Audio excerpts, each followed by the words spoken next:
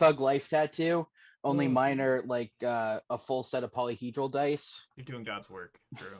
Truly. Absolutely, truly. And that, my friends, is just a quick little intro to the shenanigans and what we talk about before our sessions.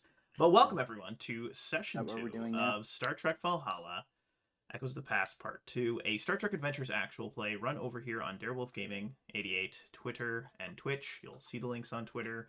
You'll find it on Twitch. And I am Darewolf, the Game Master. But joining me today are four currently. The fifth one, the captain, is currently in some very intense talks with Admiral Janeway about really the Ragnar's next mission, where it needs to go after this incredible events of last episode where there was like an explosion, the star went nova, and there was a shockwave, and a series of ships gathered together to protect Starbase 123. But since we are waiting for the captain, I thought it would be fun to just take a couple of moments at the beginning of today's session to really go around the table, talk to some of the players and everyone here, and please, my friends, explain it to me and tell me if I'm wrong, that all of you are Star Trek fans. Correct me if I'm wrong, right? yes. Okay, lots of head Yeah, nods. 100%. I like that. Good, good, good. You know what? I'm going to start just because I like to hear the sound of my own voice, which is part of the reason I'm a game master, but I digress, as is tradition.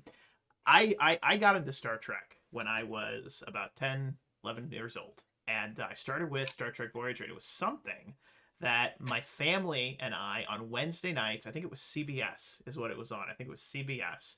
We would sit down every Wednesday night. I want to say it was 6:30 or 7 o'clock. You'd have your hour episode. I think it was like 6 o'clock, maybe 7. It was like 7 o'clock Eastern. You sit down. Mom would always make the popcorn on the stove top, where you take a little bit of oil, you put it in, and it's just that crispy freshness. And Dad would always have like a beer, like a Busch or a Bud Light, some like, watered down piece of crap that I know now. But we would sit down, we'd go upstairs. We had this upstairs, it was a bungalow that had like a little addition upstairs. We had this upstairs, the TV room, we called it. It was literally just like a couch. And we would all sit there, and me, my little self, Mom on my left, always, Dad on my right, and I had the popcorn in my bowl. So I always felt like it was this huge, like, those huge serving bowls. It's this huge serving bowl.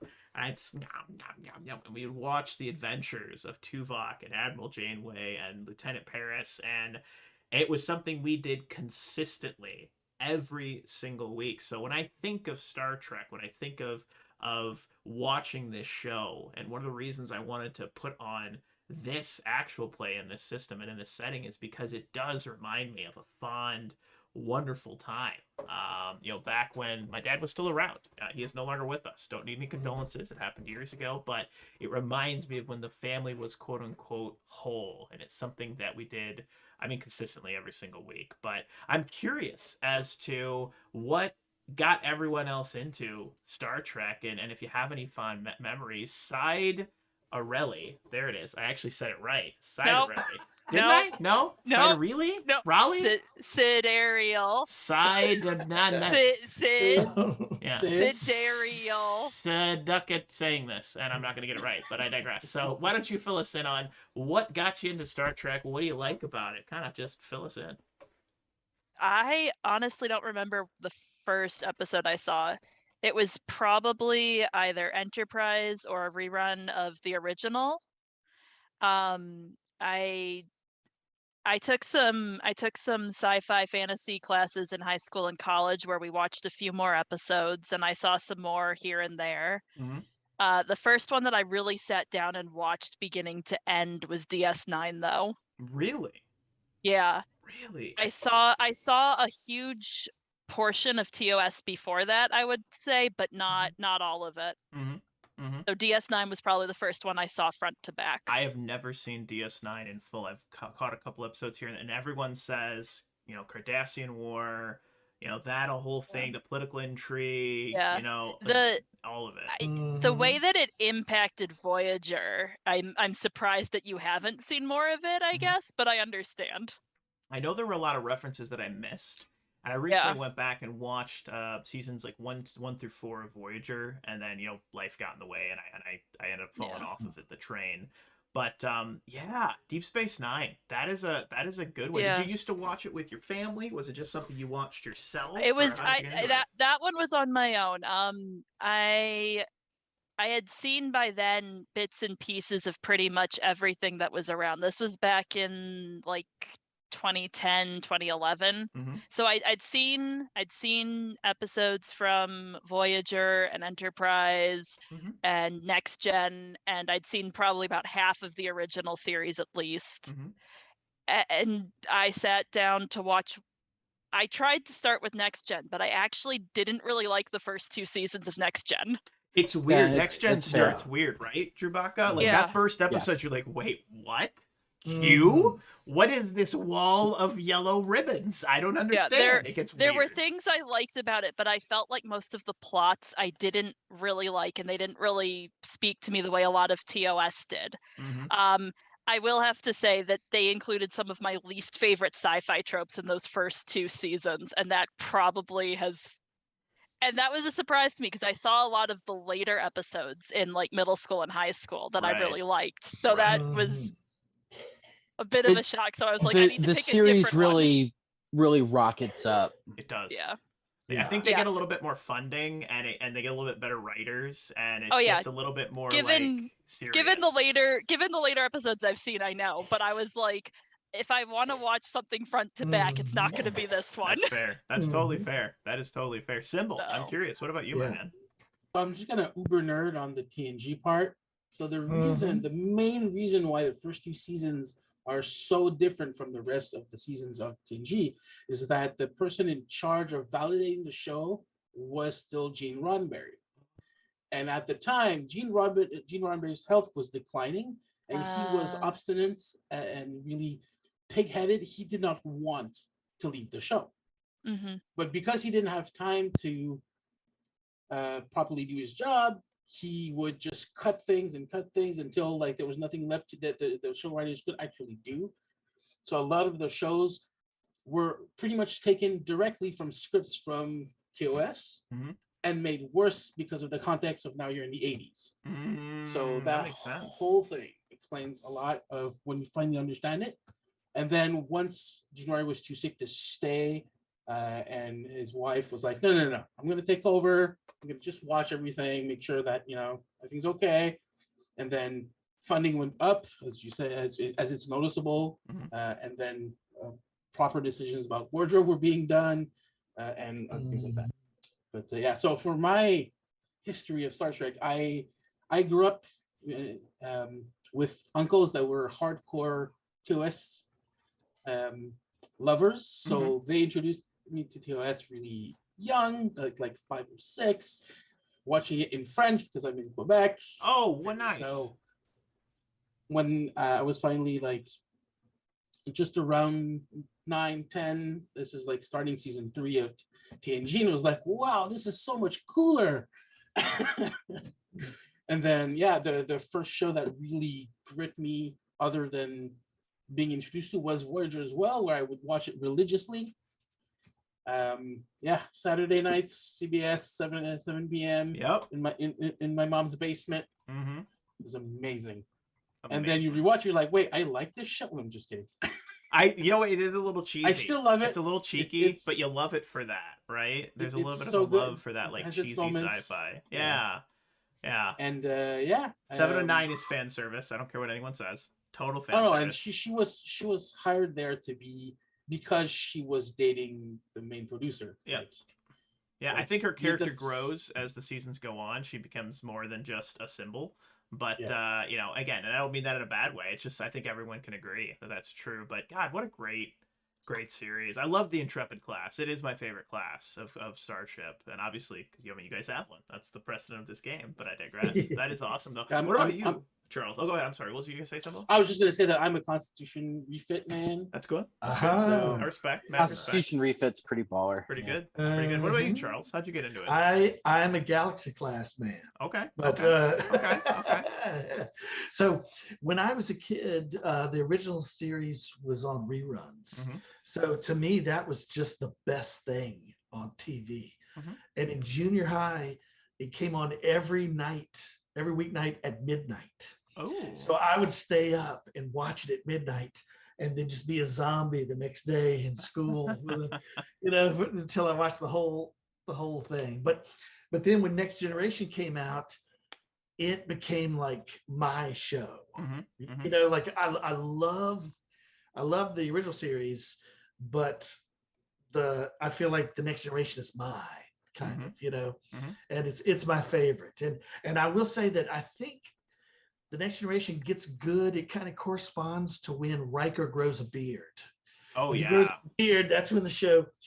100%, 100%. That's true. Season 3. It's Yeah. all in Yeah. season 3. But Absolutely true. my sweet spot is Next Generation, Deep Space Nine, Voyager. Okay. So Okay. yep. That's And good. That's but I love it all. everyone says Deep Space Nine. I've tried to watch the first couple Mhm. episodes, and it's so different from every other Star Trek. It is. It takes a while to catch throws its me stride, off. Charlie. Yeah. But Yeah. they are Yeah. building stuff. They're, you know, Yeah. Yeah. it's really cool. I gotta go back and give It's it a shot. it's not a monster of the week show like Uh-huh. the other Yeah. like all of the other ones are. It's very much a building week to week, like building the series up. They Mhm. they do season arcs, and then the season arcs build each other as well. Mhm. So Yeah, Mhm. it's great. That actually makes a lot of sense. What about you, Drew Baca? How'd you get into Star Trek? I've been so my dad was a big fan back in the 60s, Mhm. and then we would watch it when I was a kid, watch TOS. Then I mean I can remember my dad he was like a kid in a candy store the day that Encounter at Farpoint came out. Like we sat down as a family and watched Encounter at Farpoint. Like it was a big deal. Big day. Big day. It was huge. Okay. And my mom didn't give a shit, but dad and I were all about it. And, you know, she hung out with us to show her support, at least the first time, I guess. Wow. But I connected with that show like super hard. There was, you know, there was even a teenager, and I was 8, but like I was I always felt really connected to Wesley, and Mhm. like he was somebody that you could watch and be like, I could be like him, whatever. Mhm. And it just hooked me. And then I got to reading like Star Trek books. Like I read like hundreds of Star Trek books. Like Mhm. that's what I like learned to read with. Like adult books, I went like straight from like Hardy Boys to like Star Trek, Mhm. and then started wearing Star Trek t-shirts, and that's how I got into like dressing in black, and then that got me into metal and like It was a whole thing. whatever. It was a whole thing. Like, but Star Trek was the reason. Like, That's awesome. I mean, I got Star Trek tattoos. Dude, Like, yes. There's a sense of community among Trekkies. Real talk. Since I've started playing in Star Trek games, and some of my best friends that I have, I play games with, and we talk Star Trek. And again, I'm not really that into Star Trek. When I interviewed everybody, I mentioned I was like, look, I love Star Trek. I think it's great. I don't know like every class of ship. I'm not like a true Trekkie, but I love the universe. I love the IP. It's great, and I'm excited to be here. But I am curious. Well, first and foremost, Brian, how did you get into Star Trek? What's your story? And then I'm also curious to hear your opening log for today's episode. One second. DS9's my favorite, and my favorite ship is the Akira class. God bless you. Oh. God bless you, and go with the prophets. But I digress. All right, you good sir, Brian, fill us in. Similarly to Drew, I got in on the ground floor of TNG. I remember my parents were big into Star Trek, and we all sort of got into it. In fact, my parents tried to use Star Trek to get me to do my homework when I was growing up. Oh my god. They would like take away my TV privileges in during the season. And then I would just listen to the episodes from the top of the stairs because I'm not easily motivated like that. So yeah, I got into TNG. I just love the idea. So I've always been into a lot of heroic fiction, and Star Trek is sort of the whole premise of it is that humanity is like the hero that goes out, and so the idea of a civilization where humanity has sort of overcome its own foibles and had made it to sort of out into the universe and was sort of helping other people with sort of a Force really of good. in its Yeah. core. Yeah. Mhm. It's actually one of the reasons why I'm not as big a fan of the new Trek. It has nothing to do with like the writing or anything like that, but they've gone in a sort of grim, dark direction, more reminiscent of Battlestar Galactica, which I understand is a totally modern take. Mhm. But it sort of lost that the Federation is a beacon of hope rather than it being like an actual human thing. Yeah. That's a very poignant take on it, I Brian. might say, Brian, Mm. Yeah. give Strange New Worlds Mm-hmm. a shot. Okay. Oh my God, it was so Strange New good. Worlds. The It's a first good one. episode was. Did I hear that was the- we're naming our favorite ships? Yeah. Yes. Because my favorite ship is the Sovereign class. Mm. Oh, The man. Enterprise E is just my favorite ship. Oh, in the whole. it's gorgeous. Oh, back in the day, which game were we in? And your character wanted to, was that That the was- Yeah, that was Droxine, whose desperate hope was to end up aboard. what end up ship aboard was the that? I'm Enterprise E. trying to remember. Mhm. Not the The Matahari. Bastet? The Bastet. It was the Bastet. Bastet. Yeah, that was Star Trek Bastet. That was a lot of fun. We had a good time. I was the crazy doctor that, got court-martialed. Fantastic. Still one of my favorite moments. But that is awesome. But again, welcome everyone to session 2 of Star Trek Valhalla. I hope you weren't too bored by us going around talking about Star Trek and how we got into it, because it's Star Trek. It's a Star Trek game and we like Star Trek. So let's talk Star Trek. How many times can Wolf say Star Trek in this sentence? Star Trek, Star Trek, Star Trek. But I digress again. With that being said, joining me today are 5 of my friends who I've convinced to play games with me. We're going to go around the table really quick, just introduce ourselves really quick, introduce our characters, and then, as previously stated, we're going to have Captain Treso go ahead and do an opening monologue for us. Let's start with the captain, pivot over to the commander, lieutenant, ensign, and lieutenant commander. Go ahead, Brian. Well, hello, I'm Brian. I'm at BindOverBrian on both Twitter and on Twitch, although on Twitch I spell it with a 0. I don't stream a lot, but when I do, it is a blast. And I am playing Captain Absa Treso, a Betazoid captain who has cut off his telepathic roots, at least as far as we know. Hello, I'm Sidereal Day. I am not on any socials. I'm playing Commander Ajay Shahira, who is a Bajoran, and she is both the first officer and the chief medical officer. Ooh. Hello, so Symbol 24. I'm playing Lieutenant Alden Paris. So a Paris with big shoes to fill and expectations, and playing the science officer. My name is Charles. I'm playing Ensign Zed, a young Ferengi officer straight out of the academy. He is the operations officer and the chief of security on board. Hi, I'm Drew. I'm playing Lieutenant Commander Krev, the chief engineer of the Valhalla, and he is a Tellarite. Beautiful. And as previously stated, I'm Dare Wolf, the Game Master. I'm just here to make sure everyone has a good time. But with that being said, we're going to open our scene. And it's been several days since the events of the end of last episode. The explosion, the star that went supernova quicker than a star should. The readings that Lieutenant Paris had picked up were just, again, absolutely unbelievable.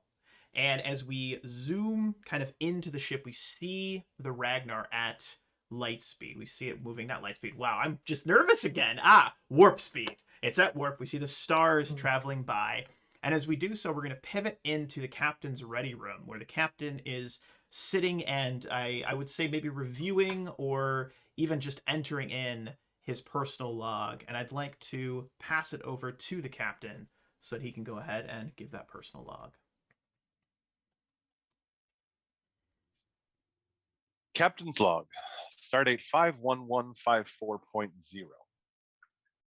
While I might have asked for a smoother launch, I certainly couldn't have asked for my crew to coalesce in any more effective a manner. I have to admit, having Ensign Grelick call me to the carpet on my choices for senior staff did leave me a bit more uneasy than I'm accustomed to on a maiden voyage.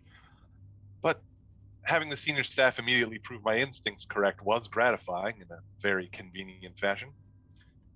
Our immediate responsibilities to help Starbase 123 have been discharged, so it's time for my crew to take the plunge and investigate what the hell hit us so hard. It's mighty convenient that the coordinates provided by Admiral Janeway are the source of the strange shockwave, as well as the source of the mysterious broadcast we're receiving. Thus far, we're a little short on answers about both. On a completely separate note, I'll have to deal with the fallout from Admiral Locke's bombshell, both internally and personally. My chief engineer seems to have forgotten the meaning of need to know, and Lieutenant Paris seems to have forgotten that the chain of command exists. I guess I know where they're both coming from, but that doesn't mean I can let either of them off the hook. Luckily, I've managed to keep the existence of the treaty-breaking cloaking device from becoming ship-wide scuttlebutt, but only at the cost of digging my old engineering uniform out of mothballs and wearing it around the ship. Wearing the Ops orange feels odd after years in the Command red, but as my old commander used to say, sometimes completing the mission makes you look stupid to the people who don't know any better. And I'd rather the crew be talking about my eccentricities than the crisis on Deck 10. And I trust Commander Ajay to let me know if I'm pushing crew morale too far off, as I don't want them to lose faith in me. I just want them to be a touch distracted for the moment from looking too closely at Deck 10's little secret. On a personal note, I have an invitation for a dinner from Ensign Zed. He's intimated in the invitation that there will be a Ferengi delicacy on offer for my enjoyment. And after a brief review of Ferengi delicacies the computer offered, I'm going to be delighted to accept. It's been a while since I've stretched outside my comfort zone, and I'm hopeful it's Kytherian crab, which I've heard is delicious in their traditional blood flea butter, but I guess I'll have to wait and see. Beautiful. And long. Beautiful. Absolutely beautiful. And you did get a momentum from chat earlier, and please go ahead and take an additional momentum for that amazing opening log. That was our first opening log, and just chef's kiss. Beautiful. So as we listened to the captain give this opening log, we zoom out of his ready room window. We see the Ragnar at warp. Again, the lights, just kind of those streaks next to it. And as we do so, we pivot to the front of the ship. We see the large deflector array. It's got that bluish kind of hue. You can see a little bit of reds twirling around in it. And as we do so, we zoom in to a front just underneath the kind of the nose of the vessel. We see this glass window, and in that window we see one of the many galleys on board. This is actually the largest galley on board the vessel. It's a it was actually an afterthought by Admiral Janeway, who was on the staff, and she said that an exploration vessel like the Intrepid class, a multi-functional vessel, should have a beautiful observation deck. So they made sure that this one had one. But we're going to open with a scene, and we have Ensign Zeb as well as Lieutenant Paris sitting down for, well, why don't you go ahead and take the scene here, gentlemen, and tell us exactly what's happening. All right. So we see Zed. He's sitting by the windows, and he's got an untouched glass of what looks like to be spinach juice in front of him, and he's just kind of tapping his blue fingernails against the glass. It looks like something's bothering him, and he looks up as Lieutenant Paris approaches. Does that sound good? Lieutenant. Lieutenant Paris has in his hands like 3 or 4 data pads, looking a bit haggard because he seems to be burning the midnight candle a bit too much. He's got a giant mug of steaming beverage. That's it. What's going on? Thank you for meeting me. Will you join me, please? Sure. He sits down. Might I ask, what is that very interesting looking drink? Oh, it's a double rectagino. Ah, yes, of course. Mine is spinach juice, my favorite human beverage. And then he picks up the drink, and he says, and he holds it up as if for a toast. I want to commend you on your ingenuity in shutting down the ship-wide energy drain just in time before the shockwave hit us. Your performance was outstanding, Lieutenant. Thanks for the compliment. I'm not so sure the captain has the exact same opinion. Oh, I'm certain that he will. Without exaggeration, you very likely saved many lives aboard the ship and aboard the starbase. True. Just, forgot to mention what I was doing. My attempts, however, failed to yield profit. I attempted to reroute the auxiliary power to buffer the ship's security system and life support, but I was unable to do so faster than the cascading energy drain. Don't be so hard on yourself. That energy drain was something I've never seen that before. So, but then I was unable to assist Commander Krev in extending the shields around the starbase. It only succeeded because of the commander's skill and the expertise of the crew. Exactly. Lieutenant, this is my very first assignment out of the academy. I very much want to prove myself as an officer. Zed, calm down. You performed admirably. You did everything by the book, and the result was better than expected. So not only are you performing stellarly, you're performing above expectations. Thank you for the kind words, Lieutenant, but it's you who performed above expectations. I could learn much from you, and that is why I'm not sure you want to be. I should be your role model. Oh, but I think you should be, because I have reviewed your record. I see that you come from a very prestigious family, the Parises. And because of this, I think that we should draw up a formal contract of friendship between us. You could even be my mentor. I could learn so much from you. You could show me how to do things the Paris way.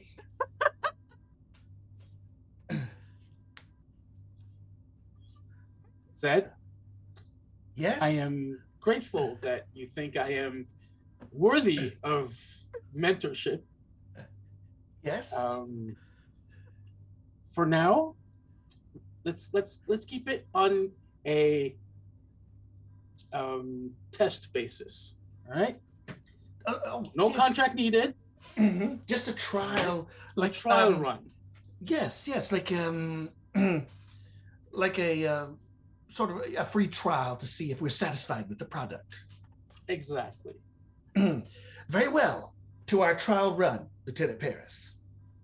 I look forward to learning much from you. And as that theme kind of comes to a close, we see a science officer entering into the galley area, the break room, as it were.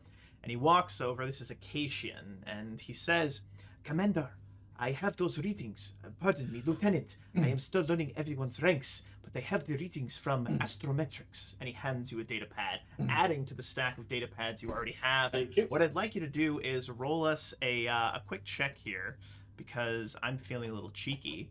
And what I'm going to have you do is I'm going to have you roll a fitness and science, a difficulty of 2, to see if you manage to not drop those data pads all over the floor, and then and some craziness is going to happen. We'll see what happens. All right, fitness, science.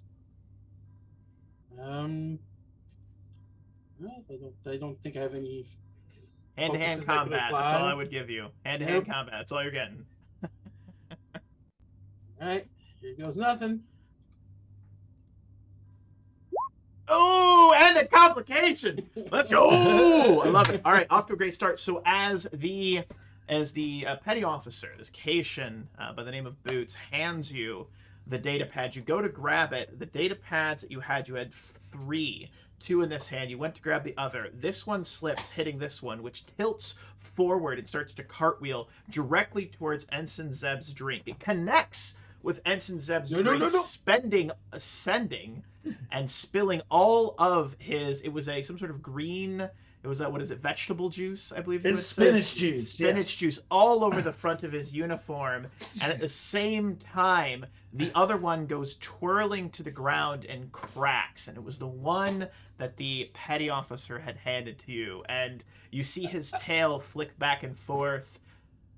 Commander, Lieutenant, sorry, I will get you another one. And he turns just right on his heels and Thank walks you. out towards the I'm exit, leaving you so both together. sorry, Zed. No, not at all. The good thing about spinach juice is it's good for the skin also. And with that, we Not once so- again will zoom out. I think that's a great moment. We're gonna zoom out, and as we do so, we pivot up and over the front of the ship. We see the Ragnar again at warp speed, and as we go up and over the front of the vessel, we see the beautiful NCC 0201021. All just beautifully painted on the front. And if you recall, I had mentioned the color of the vessel is not that atypical standard kind of grayish looking, the plating. It's more of a dark, it's almost black. It's not quite black, but it's like a dark gray, almost to the point of almost being black. So it's got a very unique look to it. But we go up and then we pivot down. We've traveled through decks. We see young officers, crewmen working. We see them at their stations, working on power conduits. And then we zoom all the way into the interior of the ship where we get to the medical bay. Let me go ahead and pull up the medical bay. And I'd like to, and if I remember correctly, please, Commander Ajay and Lieutenant Commander Karev, I believe the Lieutenant Commander still has his injury from when he had taken a bit of a fall or collided with, tried to get into a fist fight with a shield, I believe is what it was. Correct me if I'm wrong. It's fine. I'm fine. Stop trying to poke at me. Damn it. I have given you 4 days, Lieutenant Commander. So kind of you to finally join me. One would think you enjoy working with possible concussions. We don't get concussions. Tellarites, we're much stronger. We're made of sterner stuff than you humans. I Or am not a human, Bajorans, whatever. Commander. Nurse Hagen steps over. The hypospray you request, Doctor. Thank you, Nurse Hagen. Hold still, please, Lieutenant Commander.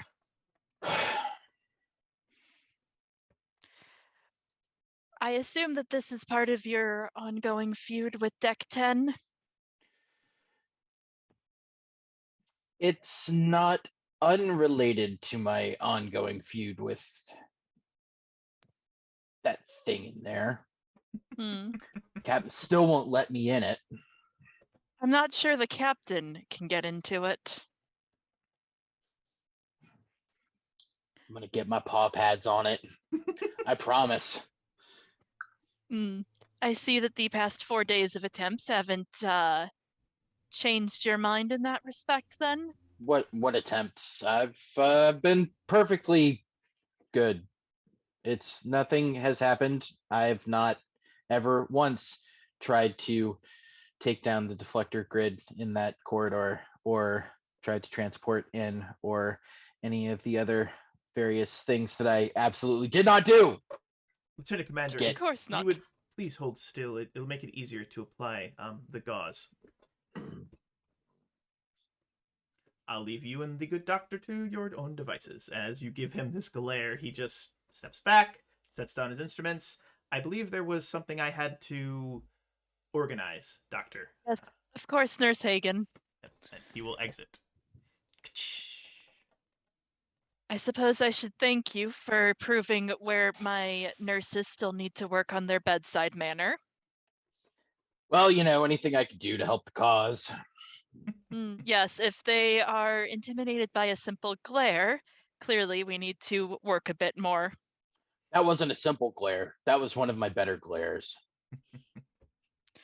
So Nurse Hagen should be proud that he managed to stick around until one of your better glares made an appearance. I mean, I've made petty officers cry with that one before. He did pretty good. I will keep that in mind. And at this point, Commander, what I'd like you to do is go ahead and you're going to make a control medicine. Difficulty of this, because, and I think it's flavorful, and obviously, Drew Bach, if you have some different opinions, but I'm getting the impression that you've been futzing around on deck 10, maybe more so than normal, maybe after hours, maybe when you're not on shift per se, and you've got a couple of additional burns and singes, maybe a cut or two on those paw pads that you so beautifully mentioned. And go ahead. You please, can't prove anything. I certainly didn't disable the security monitoring stations in those corridors or leave my communicator or any incriminating ideas in there. Yeah. Well, Commander, I'm gonna have you go ahead and roll a control and medicine. Difficulty of this is going to be a 3 because Lieutenant Commander Krev has not been busy, is the way we'll put it. He has not been busy over the last several days. I believe I have a relevant focus of xenobiology, however.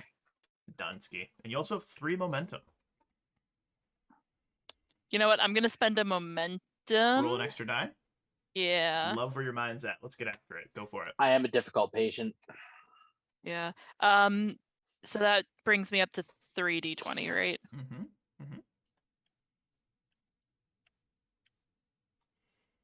And to make it interesting, but you've already succeeded. I've already rolled. I was going to up the difficulty by 1. I'm still going to go ahead and spend my threat. I'm going to spend 1 threat because we're going to up the difficulty by 1. You still succeed. Not going to get any momentum back. You do get an extra momentum from chat, so you do get that momentum right back. You're back up to 3. Thank you, Soviet Menace. With that being said, as you were working on the good Lieutenant Commander Krev, the ship, it's at warp speed. It's traveling. It's usually pretty relaxing. It's not a lot of jostling. You're just traveling through the void of space. The whole ship kind of does a lurch from left to right to left. It's like it goes a little bit far to the left, a little bit farther to the right, and right back to where it was. Almost feels like if you were driving a vehicle and you hit a speed bump you didn't know was there. You kind of feel like, oh, felt like that, but you're in space. Trace to the Krev. What's up, Cap? I'm assuming you felt that too. You want to check out the inertial dampeners with me? Yeah. Meet me in the engine room. Sounds great. Captain out. And Commander. Good news is you still succeeded. You had enough time. You ran one of the devices over. It sealed up the wound on his hands, his head. He looks brand new, almost as though he hasn't been mucking around where he was supposed to be. And I think that is a great moment to actually pivot back over to the same scene as Drubaka does leave. And then in walks Ensign Zed, which I believe, Ensign Zed, you had mentioned you wanted to have a scene with Commander Ajay as well. So there is a moment where the Lieutenant Commander and Ensign Zed are passing in the hallway. One's entering, one's exiting. I'm curious, are any words exchanged as the two of you pass one another? Yes. So Ensign Zed will look up at Krev and say, "Oh, Commander, I did have a moment of your time." And then he'll sneeze. Forgive me. I kind of got to meet the cat. Of course. Well, perhaps a rain check, as the humans say. Yeah, one of those. God, humanadium is so stupid. Yeah, I'll be in the engine room forever, all the time. Find me there at some point, and he just stumbles off. He goes to say thank you, but Krev. He's already gone. He's already gone. Yeah, and then he comes into the med bay and sneezes again. And Commander Ajay. Dear, that sounded bad. Ensign Zeb, it's been quite some time. It has. It is so good to be serving with you again. When he'll sneeze again. Oh dear. It seems like you have picked something up, perhaps? I don't know. Earlier, I came into contact with a Cation science officer, Mabots, I believe, and I've been sneezing ever since. Have you ever been around Cations before, Ensign? Oh, well, I'm sure I have at one time or another, but not for an extended period. Of course, Mabats, however you say his name, is only there for a moment. Oh, even my lobes are itching. And you would notice, Commander Ajay, that the lobes on Ensign Zeb have taken on this kind of reddish hue. They're usually that kind of orangey tone, but they have a reddish hue and they look slightly, I would hesitate to say inflamed, but agitated, I guess is the way I would put it. They look a little bit agitated. Oh dear. Well, sit down and let's see what we can find out, shall we? Thank you. He'll sit down on the bio bed. Okay. I'm guessing this is another control medicine check. Absolutely. So what I'd like you to do first is actually not a control medicine. What you're going to do is you're going to do a reason medicine. You're trying to figure out what the cause, the true root cause of Ensign Zed's current condition is. So go ahead and you roll that. Difficulty on this, simply going to be a 2. Super straightforward. Go ahead and make the roll. Okay. Applicable focus and okay. That looks like That is a success. 2 You're good. successes. So you do discover that it does appear Ensign Zed is having an allergic reaction to none other than Cation Dander. Or yikes. Need some hypoallergenic Cations on the ship. Unfortunately, don't have any of those right now. So, what are you going to do about that? Oh dear. It seems, Ensign, that you and the Cations on our ship are not going to mix particularly well. Well, I'm a very friendly Ferengi. I don't see why we wouldn't. Oh, it's not your fault, Ensign. It seems you have an allergic reaction to their dandruff. Oh. Oh, well, what can be done about it?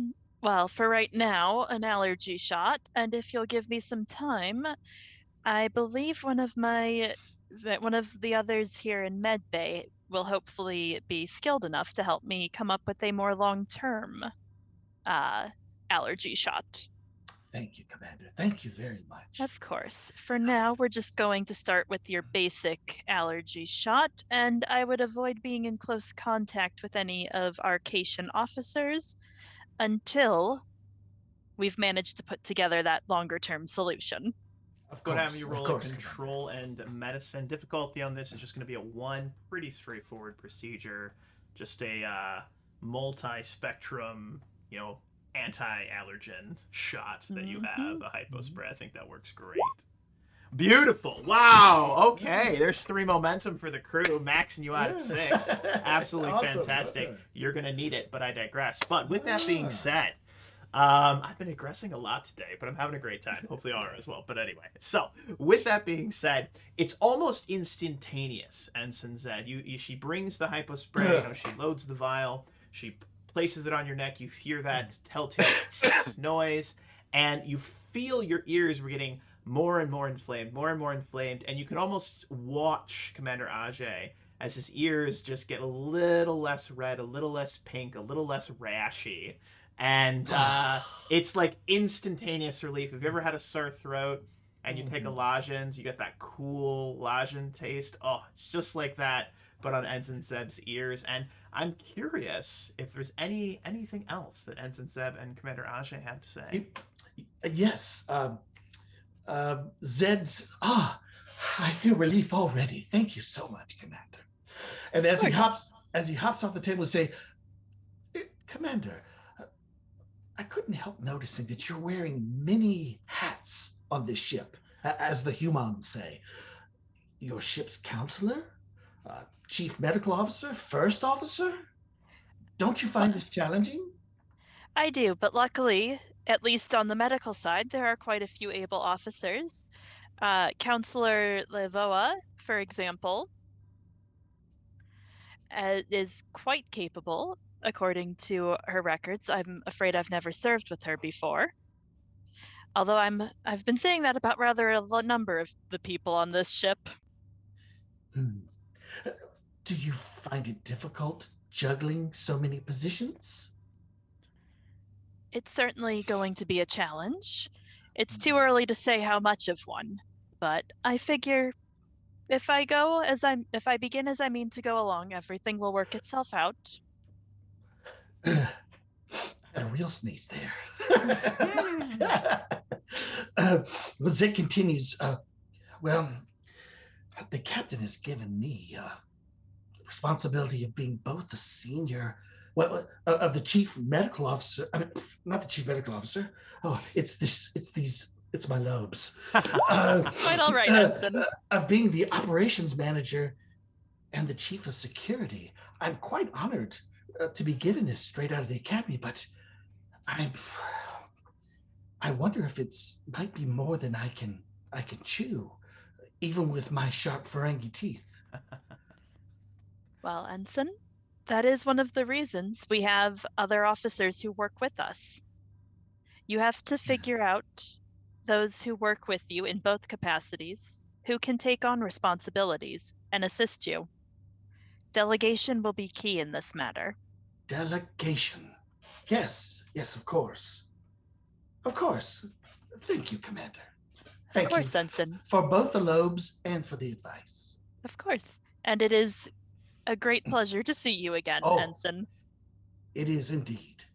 There is I shall see you soon. comm badge, and you hear Lieutenant Shear's voice, and it's the commander's comm badge. And Lieutenant Shear to Commander Ajay.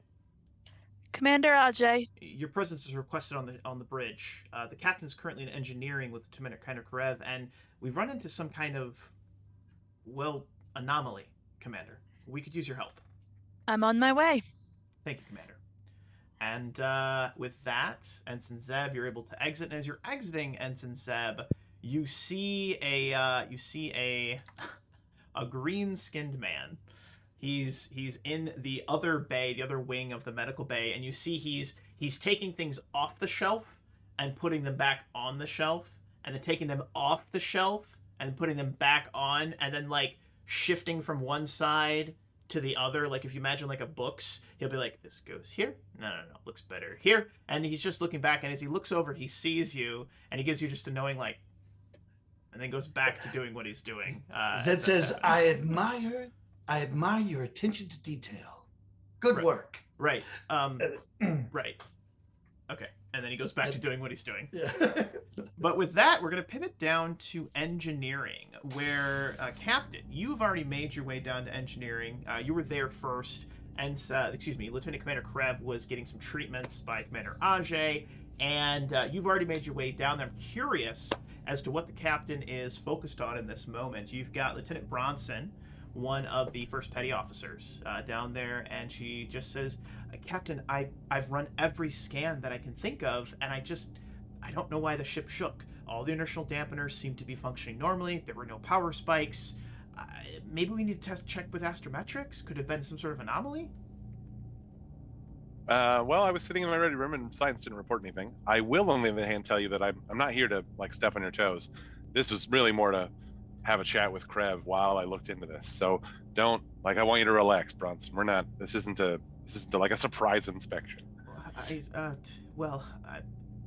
Yes, sir. Bronson, take a deep breath. Then let it out. And now take a deep breath again. And now let it out. And I'll tell you, I'm not here to breathe down your neck. I'm here to breathe down Krev's neck. So the minute he gets here, we'll be good. But if the proverbial crap falls on him, won't it inevitably fall? Never mind, sir. It's good to see you. And thank you. Sure. Okay, and she's going to scurry off as the doors of engineering swoosh open. Lieutenant Bronson walks over. Lieutenant Commander, the captain is waiting for you. And then she is going to head off to one of her stations, allowing Lieutenant Karev a chance to move up next to the captain. That glow, that kind of hum of the warp core is very noticeable. That blue hue kind of rippling off of your faces, and everyone's moving around, but the ship itself is stable. Doesn't feel like anything crazy is happening, but please continue. Any idea what's going on, Cap? Bronson actually ran a bunch of scans before I got here. She seems to think there's nothing wrong with the inertial dampeners, and has intimated that maybe I would like to speak to astrometrics about, Astrometrics. yeah. But honestly, you have to know that's not why I'm down here, right? Um, whatever could you mean? All right, well, listen.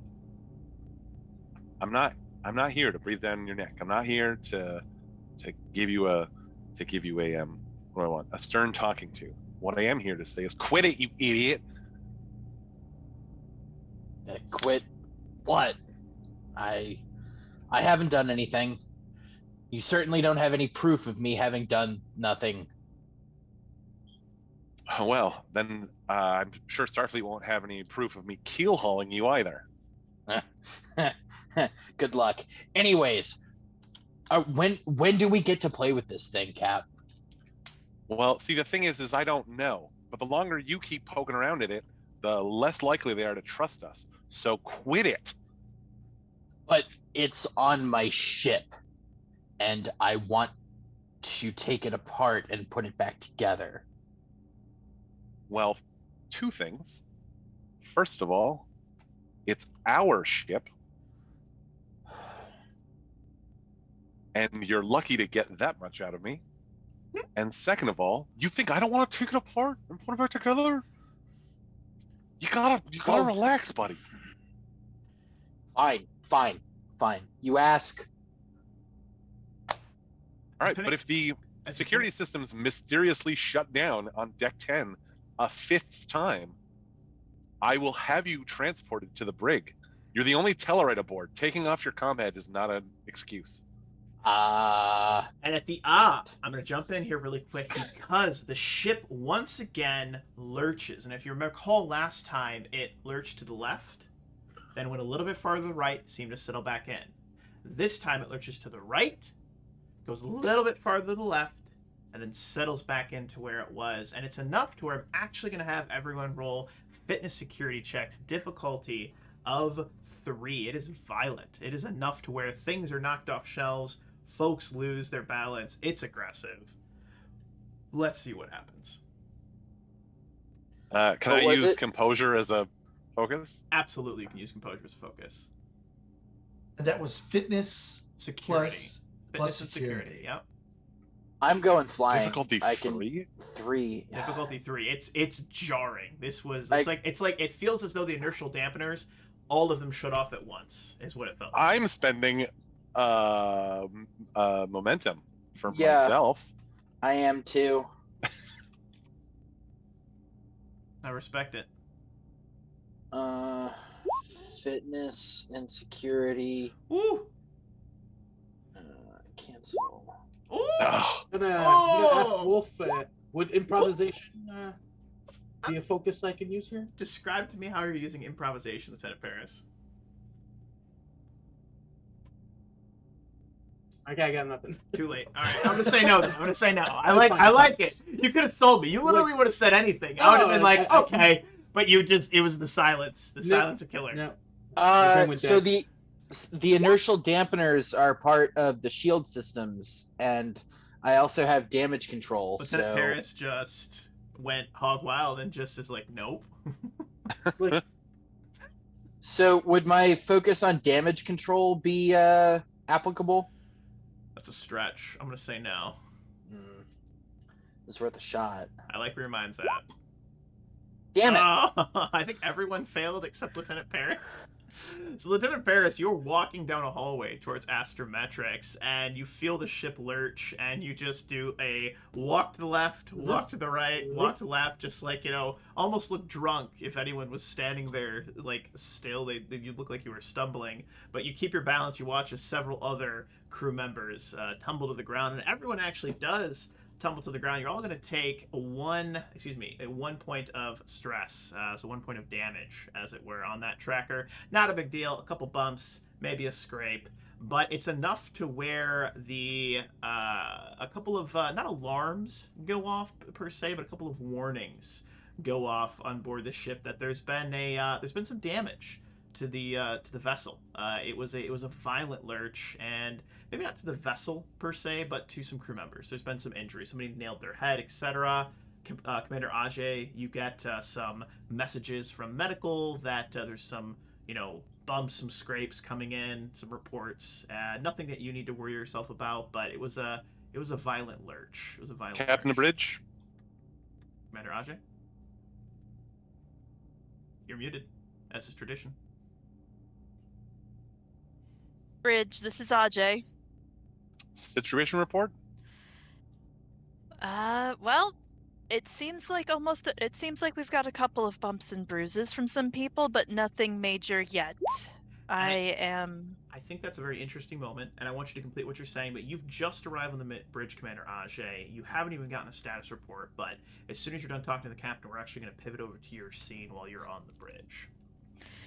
I have only just arrived at the bridge, and will calm you back once I have a fuller picture, sir.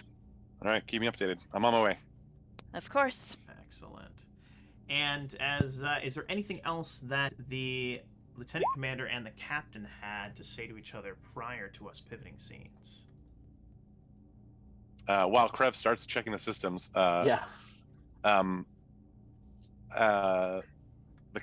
Trace will stand back up, put his hand on Krev's shoulder, and be like, "Just be patient. I promise we will look at that thing. Also, figure this out, please." And then he'll get back to your precious bridge. And he's already like completely focused. He just gives them the parting shot and like doesn't even look up. I love it. And as the captain exits, we hear the and we watch as we then pivot up through the ship again. And every time we pivot, imagine, if you will, you're seeing the Jeffries tubes, you're seeing different crew members, you're seeing folks right now picking each other up, putting on maybe a bandage, using a hypo spray to, maybe heal up a wound, to cut a gash. Overall, though, no major injuries and no deaths. But we pivot up back to the bridge, and it's actually B shift. It was like almost the tail end of your shift, and a couple of folks were actually in the process of switching out some shift crew members, and a couple of the stations are currently unmanned, but you should have some folks there shortly, and it's really just you and a younger helmsman, Lieutenant Shear, an Andorian. And as you take your seat on the bridge, he looks back over his shoulder. Commander? Lieutenant, status report, please. Well, that's what's weird, Commander. I mean, yes, we've entered into the Shackleton Expanse, and it's one giant gaseous cloud, but I'm not picking up anything on sensors. And I want to be clear that you understand what I'm saying. I'm not picking up anything. I'm not even picking up the ship. I mean, I know the ship's there, obviously, but it's like somebody put a sheet over us, or a shroud, and we can't see more than 2 centimeters in any direction. I see. And you said you weren't picking up anything else. The only thing I'm picking up, well, that is to say, the only thing I'm picking up is, well, that distress signal. Also, maybe I should have led with this. The distress signal got longer. Sorry, I was alone here for like 2 minutes, and I don't know, I kind of froze. Sorry. It's like my 3rd day. But how are you? What do you mean the distress signal got longer, Lieutenant? There's more to it. It was 0012. Yes. There's now additional numbers associated with it. It's 0012. And what's weird is that there's a dash in it. It goes 0012, and I just want to make sure I'm reading this right. And on your little control panel, you have a little like computer panel on your chair, your command chair. He sends the information to that, so it pops up on the screen, and you see it's 0012 201021. And that would ring a bell, because that is the designation of the Ragnar. Mm-hmm. That's our registry number. Yeah. Yeah, is that weird, Commander? Because it feels weird. I mean, I don't know. Yes, that's weird. Just a pilot. Little Yes. antennas. Ajay to Captain Traso. Tracer here. Sir, the ship appears to be having some difficulty with sensors, including sensing itself. Full stop. Meet me in my ready room. Of course, sir. Lieutenant, full stop. Aye, Commander. But is okay. I mean, yes, ma'am, sir, ma'am, Commander. There it is. Yes. Boop. And you feel just it's not the aggressive lurch when the ship did the left, the right, the left, but it is a slow. You can kind of just feel yourself ever so slightly, like you're slowing down properly, coming to a stoplight, not a jerk stop. You know what I mean? Just kind of a oof. You feel that, and then you watch as the clouds of the Shackleton Expanse actually come into view, and you find yourself just in this orange, thick, smoky nebula. And all you can see out the view screen is just orange nebula of the Shackleton Expanse. That's it. Nothing else. It is as though you've been dipped in cinnamon, as it were. That's what you would say. Dipped in cinnamon. It's tasty. It's like Christmas. Jay will wait until there are at least a few other officers on the bridge before she reports to the ready room, just to not leave Lieutenant other alone. Officers come in, and the lieutenant is just sitting there, and he's just drumming his station, just looking around. And Lieutenant. Yes, Commander. Keep monitoring that distress signal, please. If anything changes, forward it to the captain's ready room. Will do, Commander, and yes, ma'am. He uses to drum his fingers, and a couple of other folks come in. A young lieutenant takes over as the current commander on the bridge, and you are able to pivot over to the captain's ready room. And let me actually get you over to the ready room. And we don't have our good friend here, but Captain, you enter in. Commander Ajay, you basically enter in at the exact same time. You almost run into each other. It's just so perfect. Turbo lift comes up, you walk in from the bridge. It's like a whoop moment, and then I leave the scene to you. Grab a seat, Commander. Computer privacy settings, ASBA 423-alpha. Acknowledged. All right, I have some suspicions that the cloaking device. Yes. Yeah. All right, just a sec. And then he will reach down and pop on his little tabletop computer and call up. Computer, call Admiral Locke. Captain, there is one other thing. The distress signal we've been receiving. It's the ship's designation, sir. Awesome. Excellent. Well, let's hold that for the minute. And you get that little, it's almost like a ringing noise, because I think it's funny that it sounds like an old rotary dial. But you get that ringing noise, and the ship's computer comes back with unable to connect. Unable to establish connection. Well, if the Admiral's not going to be able to give us any answers, it sounds like we're going to have to get some answers ourselves. Computer, override privacy settings. Acknowledged. Traso to Krev. The hell do you want? Well, it seems like your fondest wish has come true. Meet me in the turbo lift on deck 10. Traso, Commander, shall we? Of course, sir. I like that.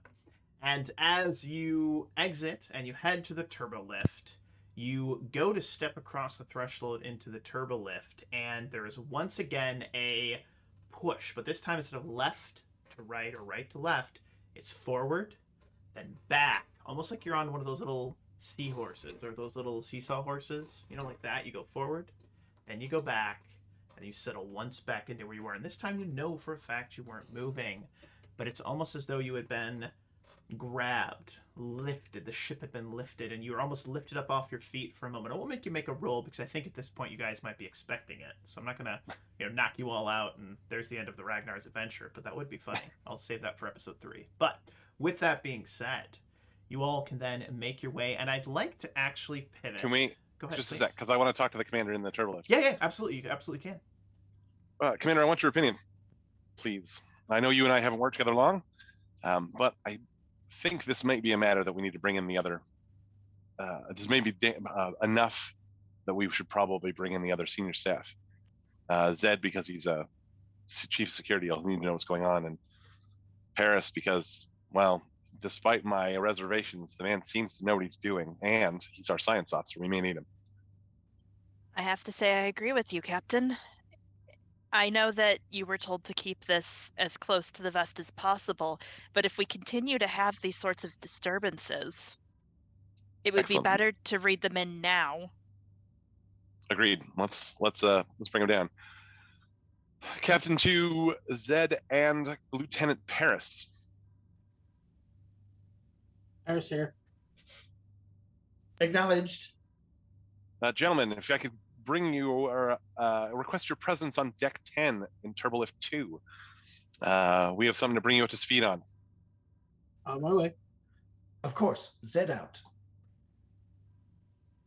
And as you all begin to converge on the hallway of deck 10, I'm actually going to pivot you all over to an exterior shot of the Ragnar, mainly because, candidly speaking, I don't have any good hallways. There's no good hallways. I looked for hallway maps. I could not find a good hallway map.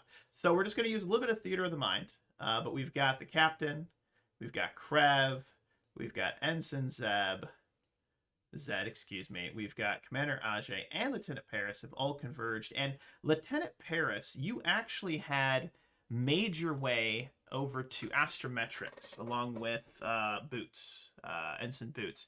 And I'm going to have you make one quick check here. And I know I switched that over, but I'm going to have you make one quick check, if you would be so kind. Right. Why don't you make an insight in science? An insight in science. And this was just to go over the readings that Boots had brought to you. Do stellar cartography or astrophysics have anything to do Oh, with absolutely. Either of those. Maybe both. Double focus, which isn't a thing, but we should make it one. House rules. There you go. All right, let me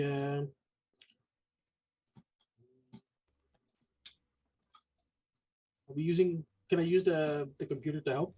Absolutely. The ship can assist you, of course. Who would like to grab the ship? I got it. Thank you, Captain. Thank you, Captain. What do you want the ship's role to be?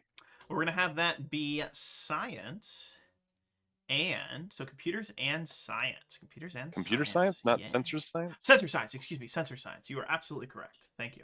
Okay. Do I have a difficulty or Yes, difficulty on this is going to be a 4. All right, That's one off. The Ragnar did not help you. Gonna bold it up, add a threat to get to nice. I will pocket that threat. Thank you.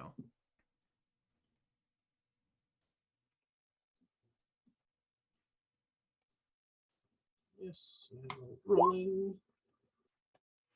Very nice. That is 3 successes currently. Successes currently. What would you like to do? I will, with my talent, I'll reroll the. Can I reroll the computer's dice? You know what? I think you can. And in this case, I'm going to say yes. Why not? We'll make it a precedent. Yes, absolutely. Sure. Captain, can you reroll that dice for me, please? Let's go. Let's get weird. I don't think that's how the rules work, but I think it's cool if it was. You just damn it, computer, do what I tell you.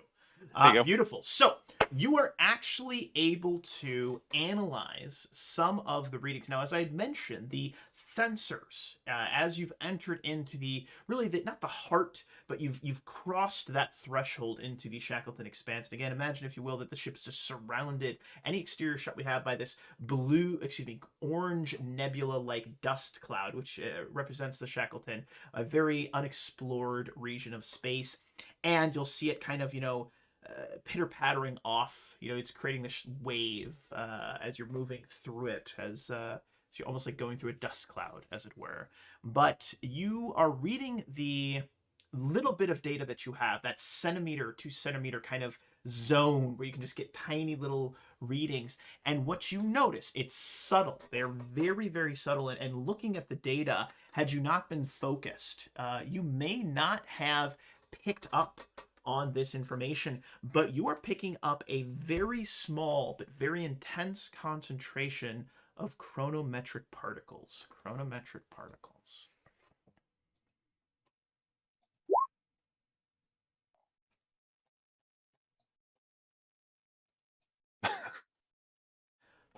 It's because she's got a big heart. That's what it is. She's got a big heart. She's got a big heart. But you all exit down and enter, into the hallway just outside where this prototype cloaking device's core or room or where the device itself is held. You're not sure. You've never been inside of it. So I'd like to open the scene to you all as you approach. Karev, I imagine you're the first one there. You may already be working, but why don't you all take the scene? Yeah, I have my engineering kit and a tricorder. And I'm like, he's almost like bouncing. He's so excited. Like he's ready to get in here, but he promised that he wouldn't try and break in himself. So he's waiting for the captain. I like it. I like it. So the captain arrives. Oh, Everyone there else you are. arrives. They're all there. Are you ready? Are you ready, Cap? Let's hold do that this. thought for a second. Yeah. Let's bring the other two up to speed. Zed, Paris. This is on a need to know basis only, but command is seen fit to equip us with a prototype cloaking device. It is the source of the power drain that we were having a few days ago, and I suspect it may be having something to do with the trouble we're having right now. Orders were to stay away from it, but orders aren't here. So we're going to try and break in. The two of you needed to be in the know. Zed, I'll expect you to have a security mindset on this. And well, Paris, if we have any problems scientifically, I'm going to need your expertise. You gentlemen have any questions before we move forward? No, sir, but I do have something to show you. Whatever's going on outside, it has to do with this, and I had him the data pad with the chronometric readings. There seems to be chronometric particles outside affecting something. Bring me back up to speed, Lieutenant. Is this an unusual number of chronometric particles for this kind of nebula? This is very unusual. Are we suspecting? So imagine the way in which I'll describe it to you, Paris, and you can phrase this as you want, but imagine you were a jet ski on the water or a sailboat that has a keel, and you've gone through a patch of seaweed, very heavy, very dense seaweed. And if you look down, you'll see those little trails of seaweed as they're stuck on the prop and the rudder. And even on the sides of the vessel, they've kind of stuck to the bottom. If you had maybe some barnacles and things, that seaweed on the bottom of like a salt boat would be stuck. That's what these particles look like, these little trails of particles, almost like they're grabbing on to little like jagged spots, even though you know the ship is smooth and there's no these jagged spots. It's almost like they're latching on different jagged spots on the vessel. Is this normal behavior for these particles? Oh no. We seem to be interacting with them in a way that I've never seen before. We're basically key hauling him all the way across the expanse. So. All right. Given what I just told you, Lieutenant, you think there's any possibility that it's an interaction between this? I mean, listen, I understand that I haven't given you a lot to go on. That's only because I don't know a lot. But any chance that this is an interaction with some sort of cloaking technology? Experimental or otherwise? DM, do I need to roll an insight on that? Well, you have a couple options. You can roll an insight, or you could just ask me a question, because once per scene, you do have as the Chief Science Officer, you have the special ability of saying, hey, GM, I'm going to ask you a question. You have to give me an honest answer. And as the GM, I will not bullshit you. There it is. So it's up to you. I mean, he'll still bullshit you. I'll bullshit you hard. Yeah, that's true. All right, well then, Jim, answer me this, please. Riddle me this. Riddle me this. with any basic knowledge of cloaking technology that I know, would emissions from a standard cloaking device interact with the quantum particles, chronometric particles? Now, this is based off your knowledge of cloaking Yes. devices, correct? Your personal experience with cloaking devices. Correct me if I'm wrong. That is correct. No, it wouldn't. I don't know, sir. All right. Well, once we get in there, once you get a look at this device, you and Krev can put your heads together and figure out whether this is a phenomena that's correlated. Computer. Command override on deck 10. Authorization ASBA 84 Alpha Sigma 9. There is a moment. The computer usually responds very quickly. It's you give the order, it beeps, access granted, command, authorized, etc. But it hesitates. It hesitates for a moment. Once again, the entire ship, you feel this lurch, but instead of forward, it's backward, then forward, then it settles back. You're all ready for it. You feel that. Lieutenant Paris, I imagine, and I don't want to put words in your mouth, but maybe you're now monitoring these particles. Maybe you have a data pad connected to astrometrics. I don't know. I'm just assuming that as Chief Science Officer with the ability to ask questions, you might be doing something like that. Is that a safe assessment? That is exactly what I'm doing. Brilliant. The particle readings go off the charts. I'm talking, the entire ship is like it is in a bubble of these I'm saying it wrong. Chronometric. These chronometric particles. The entire ship, as though it's been blanketed. In fact, there is a thin layer of them completely surrounding the ship, as though it is a tiny little air bubble surrounding the vessel. As soon as that shield goes down, and the computer responds, it says access granted. Sir, Alrighty, Krev. the delay. I don't like the sound of that. Let's get in there. Krev leads the way. Lay it on me, Paris. During the delay, the chronometric particles skyrocketed. So whatever's going on, that's what's causing us to lurch and have these hiccups. Excellent. Rev, as you move towards the door, you get to the doorway, and you notice there's no, access panel. There's usually maybe a little door, or you walk up to the door, like a little button you can push, or you walk up to the door and it automatically opens. You get all the way up to the door, your nose, your little paw pads brush it. It does not open. And you look around, you notice there is no keypad, there's no button to press. It is simply just a solid black door. Again, if you remember how I described it, almost as though there's a sheen to where there's a little crevice there where the doors connect, but it's so black, so dark that you can't exactly see where it is unless you focus on it. So how would you like to proceed? I would like to use my tricorder to try and pick out is there any kind of anything that might help me get in here. So you're scanning for access panel, you're scanning for circuitry. What exactly are you looking for? I'm looking for, first of all, an access panel, something that could be, I don't know, shielded or whatever, any kind of circuitry behind there, what the best place to attack if I need to get in there with whatever. Insight engineering, difficulty of 3. Insight engineering, difficulty 3. Okay. Hold on, I'm just checking my. I'm can going. I assist? Can I also use my talent? I know my ship. Whenever you attempt a task to determine the source of a technical problem with your ship, add 1 bonus d20. Oh yeah, absolutely. Oh, that's perfect. That is right up the alley. Yes, sir.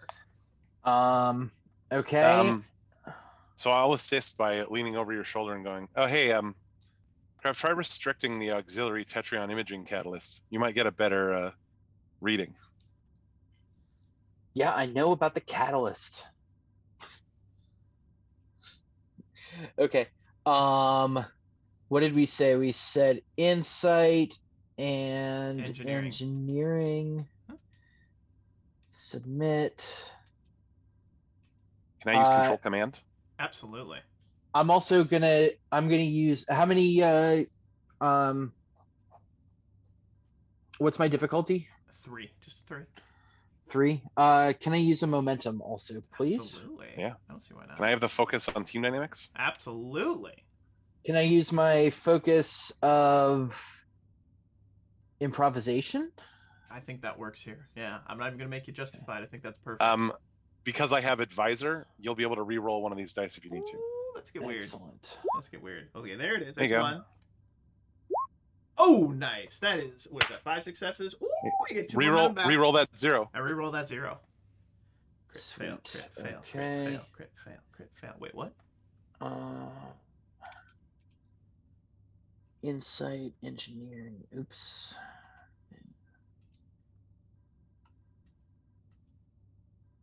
Cancel. Submit.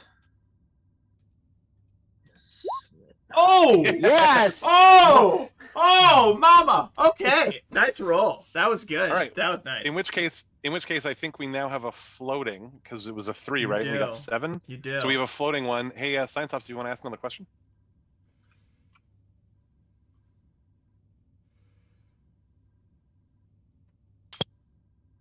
Or engineering? I mean, really anybody could ask a question. We have a floating momentum. Why don't you use the science question? Because I wanna get in there and do the work, so to speak. I have no idea what that's as a Wait, question. ask him a question about like the chronotons or something. Chronometric energy. You know what? Fine. If there's a floating momentum, I'm going to Sorry. spend one of our other momentum. No, it's fine. That's fine. I'm going to spend one of our other momentum to create an advantage. The advantage is going to be that this is actually Krev's like personal tricorder that he's carried from ship to ship. So it is modified in such a way that it automatically makes as detailed a scan as it can, and there's an AI built into it that automatically figures out like what results to present first. Brilliant. I So- love it. So you're going to get the answer right away in a very detailed fashion. Yeah. So what's really cool, Krev, is you actually very quickly, along with the captain's assistants, everyone else standing there cheering you on emotionally in silence. But with that being said, you realize what it is. It's so simple. Why didn't you think of that? This is a very old style of access technology. It's actually keyed in to a very particular person's comm badge. And you actually, because of the captain's assistance and the momentum spend to create the advantage, you actually recognize what comm badge, you actually figure it out. It's actually in the code of this doorway, what comm badge it is assigned to. And I'm going to ask you, who do you think's comm badge it's assigned to? Admiral Locks. Bingo bango. It's Admiral Locke. Only Admiral Locke has access to this particular room.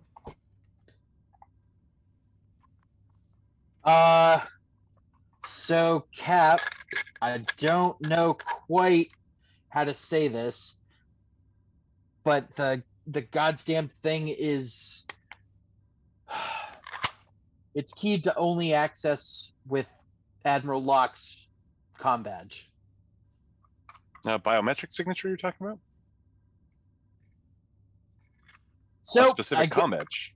yeah. So I guess I just have to go replicate me up one.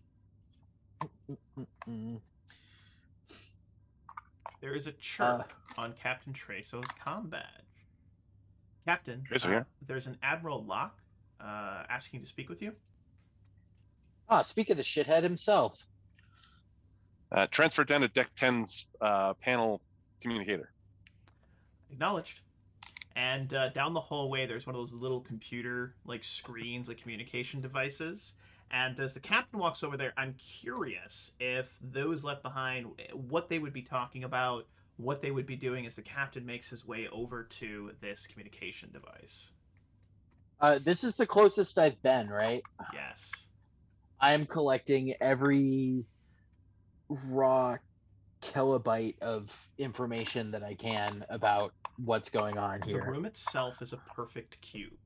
It is though there was a section of the ship that was carved out specifically for it, and it's more like the ship was built around this cube than the cube was placed into the ship. I mean, the angles, the dimensions, and what's interesting is there is not a single Jeffries tube that goes to here. The only entrance into this room is these black double doors. It is the only entrance you have. What's also interesting is you're not picking up any heat signatures. You're not picking up any radiation. You're not picking up anything. It is as though it is literally a void in the center of the ship, just hanging out, doing whatever weird shit it wants to do, but it's not giving off any readings. It's also not taking in any energy, which is interesting. I mean, the universe, we give off energy, we take in energy, we're bombarded with it. It's as though the energy is passing, like it appears on one end, and then it's gone for a second, and then it appears on the other end. That's how it's interacting with this black cube. Commander, wouldn't if you already have if you already know that it's key to the Admiral's comm badge, couldn't we just replace the key in the code and set it to It's another comm badge? hardwired. It's hardwired. I mean, It's in the base code. There's no changing this. The firmware update. Yeah. It's not in the firmware. It's hard coded in.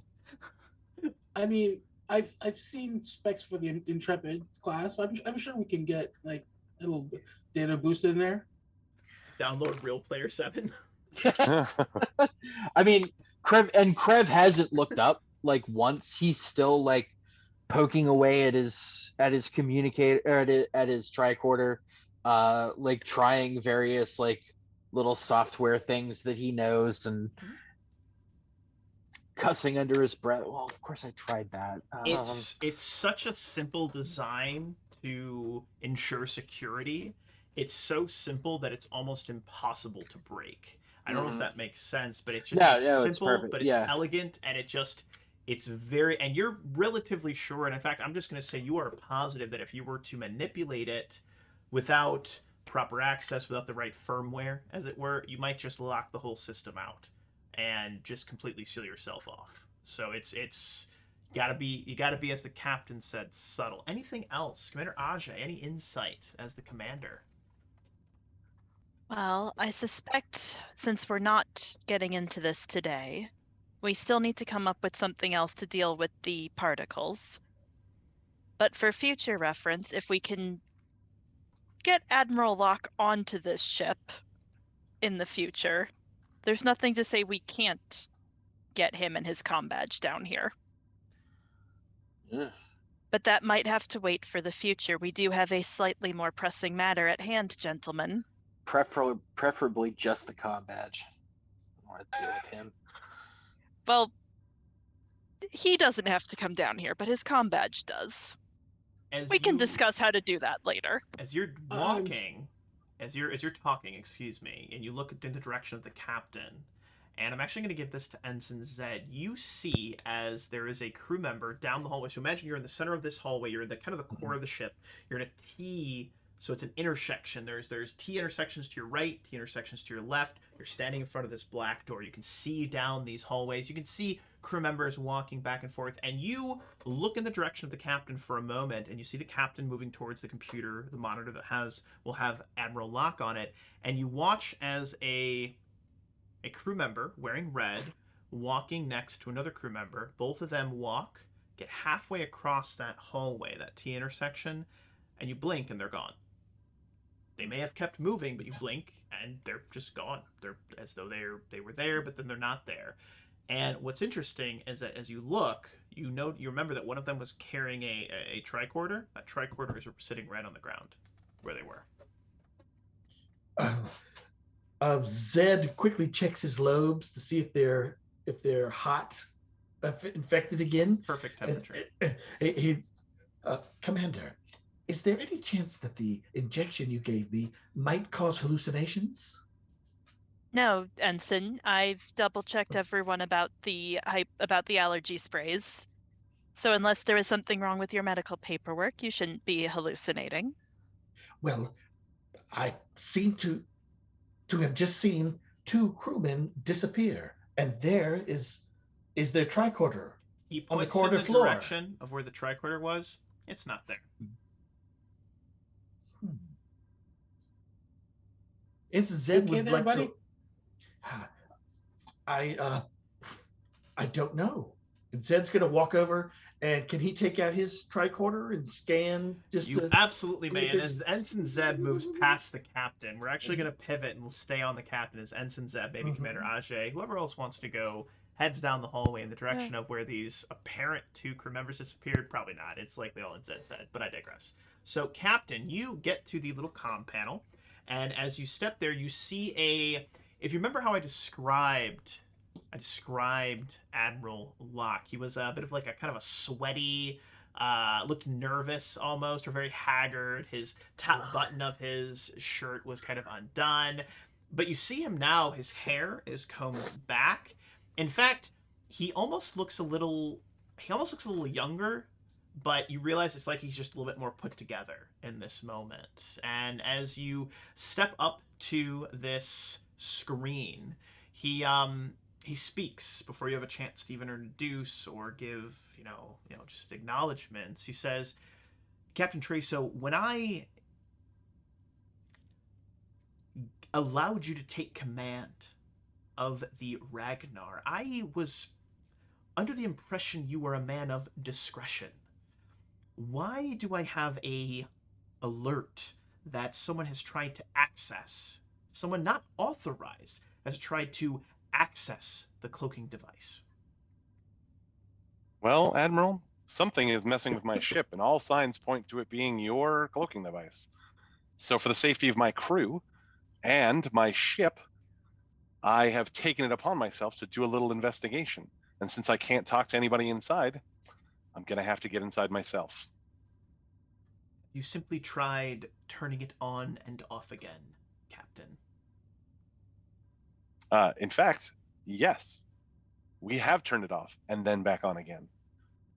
Here's the thing, I can't test it if I can't use it. And if I can't look at it, I can't use it. Because I'm enough of an engineer to know that I'm not going to mess with an experimental piece of technology I don't understand. So do you want me to test this thing or not? Because, Admiral, I'm prepared to put my career on the line to shut this thing down, carve it out of my ship, and throw it into a sun if you don't give me access to it right damn now. The Admiral, he twitches. Just a small twitch. You can see for a moment, Captain, this flash of pure, furious rage. His face contorts, but he's very, very quick to regain that semblance of professionalism in front of you. It's just her. And then he's... And to speak candidly, sir, if you expected a mission to go subtly, then putting a malfunctioning cloaking device on an unprepared ship is about the most bass-backward Section 31 bullshit I've ever seen. Respectfully, sir. Your concerns are noted, Captain. The cloaking device is acting exactly as it was intended. I will grant you access. You will be able to poke around as you see fit. Commander, Admiral Locke out. And then there is a chirp on your comm badge. And Krev, you're still fucking with the door. Excuse my language, but you're messing around with the door. There's now 2 access badges that allow entrance into it. One of them being Admiral Locke, and the other being Captain Treso. Cap, what did you do? I had a pleasant conversation with an admiral. Did you tell him to go fuck himself?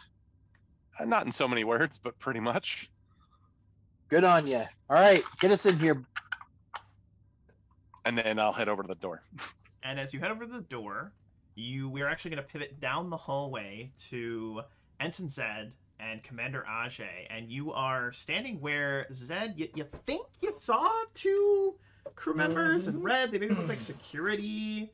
Just they were there, they were gone. You think maybe they're, I don't know. It's weird. I mean, what do you want to do about it? This is highly unusual, Commander. But I do have an idea.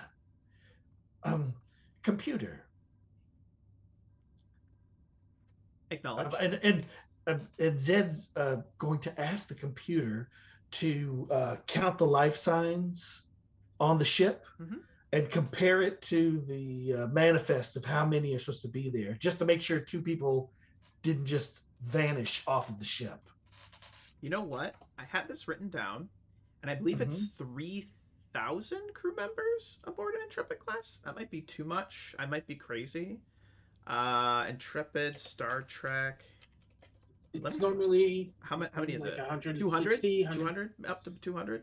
So I'm gonna say 200 because that's a good round number. It's easy. And you, Zed, you know that there's supposed to be 200 souls aboard this vessel. The computer comes back. 198 crew members aboard. Ajay, that matches up with what you remember. That there's 198. Yeah, there's not been 200. Zeb, there was definitely 200. You read the manifest 8 times. You got everyone's name memorized. You know Commander Ajay. Yeah, there's always been 198. Yeah. I do not need to disagree, Commander, but I most definitely have read this manifest at least 4 times. There were 200. There were 200 beings on the ship when we left space dock. Hey, Commander Ajay, no, there weren't. There's only 194. Yeah. Crazy. Ensign, are we certain your medical records were up to date? He checks his lobes again. I am a little concerned that perhaps the allergy hypo did mess with something.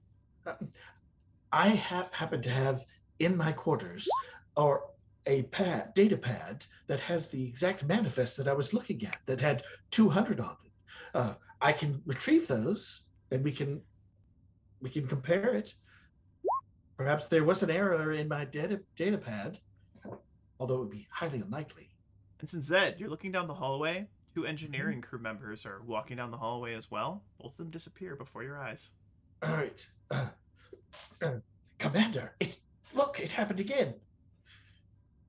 Ajay will look, but I assume she doesn't see anything. No.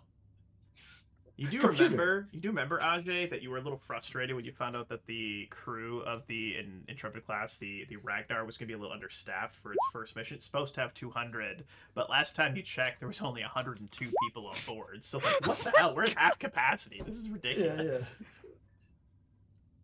But did I think there were 200s? Oh, there's still 200, Zed. You remember, still 200. You remember all their names, too. I'm assuming you memorized them. Absolutely. Computer, please check again. There are 102 crew members aboard the Ragnar. The crew is shrinking, Commander.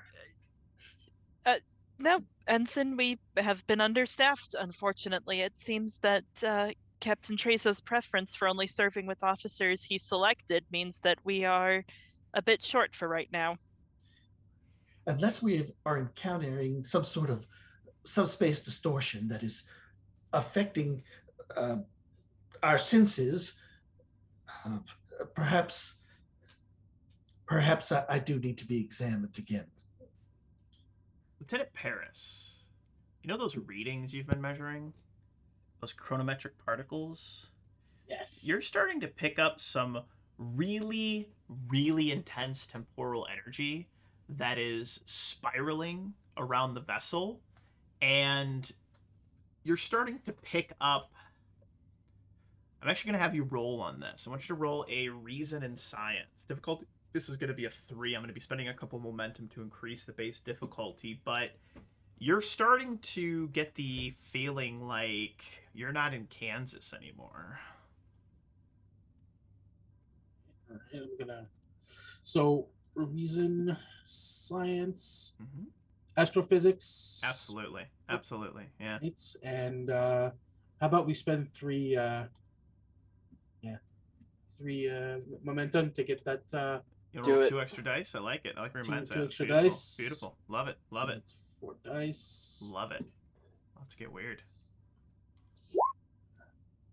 Oh, there it is. Oh, Lieutenant Parrot's coming in the clutch. Hey, you know what's really weird? So yeah, there's this temporal energy, and what you're picking up, you're watching as you remember how the ship rocked back, then forward, then left and right.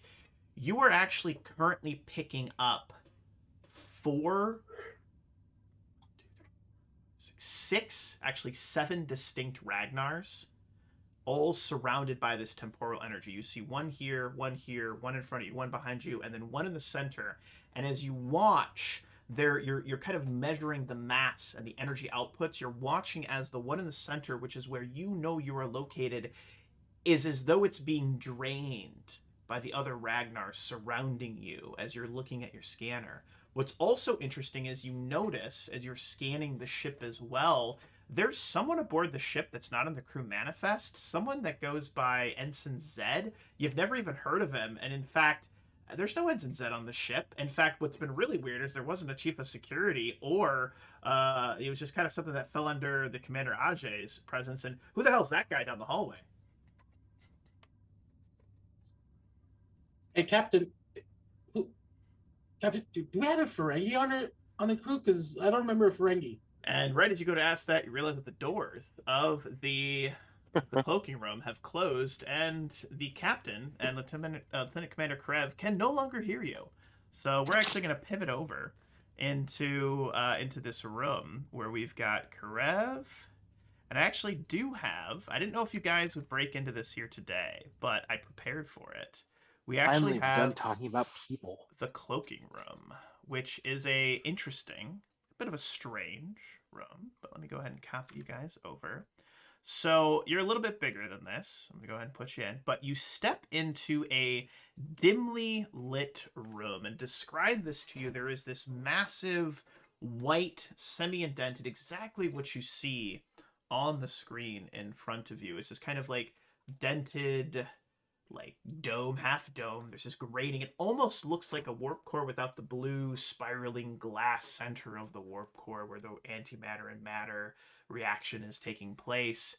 And there's these series of these black tubes and wires. It almost looks archaic in its design. And there's a single green little computer, almost Fallout style, with little text, and there's just a little flashing little icon where you could type, and it's just sitting there, and that's what you see as you enter into this chamber. And you notice it's cold. It's so cold that your breath frosts over as you enter into this chamber. Oh, excuse me. All right, I step up. I've got my tricorder going. What does the computer terminal say? The computer terminal is just an access terminal, and it's asking for an access code. Do you have the access code for this, Cap? Of course not.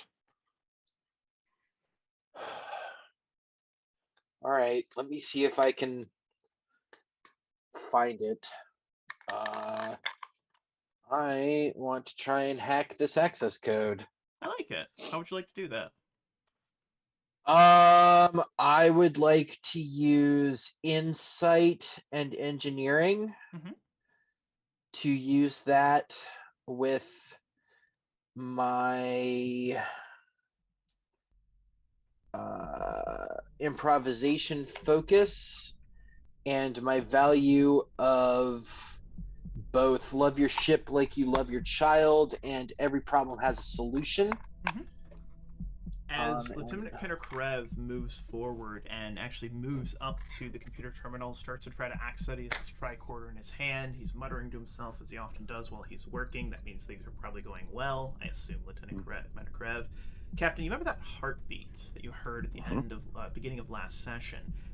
You start to hear that heartbeat in the back of your mind, and as you stare at this cloaking device, this strange, archaic-looking device in the core of your ship, you start to hear that heartbeat, and you actually start to hear that voice, that motherly voice that you suppressed all those years ago, and it's soft. It's very, very far in the distance, but you hear this. Treso? Treso? Can you hear me, Treso?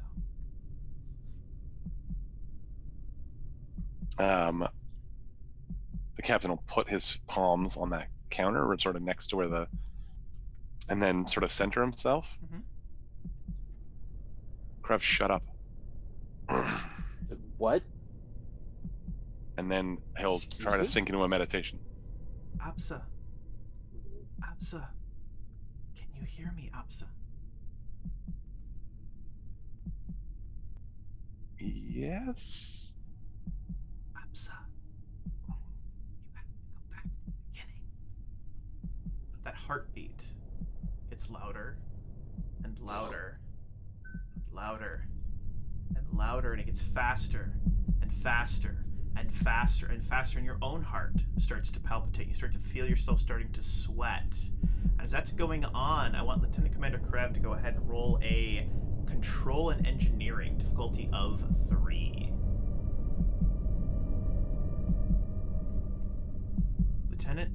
Commander Captain Treso, that heartbeat, you know it's coming inside your mind, but it feels like it's actually coming from the center of whatever this device is. Oh. Damn it. I was looking at the Twitch screen and my roll was coming up. I'm like, what is wrong with this thing? Control and engineering. I'm sorry.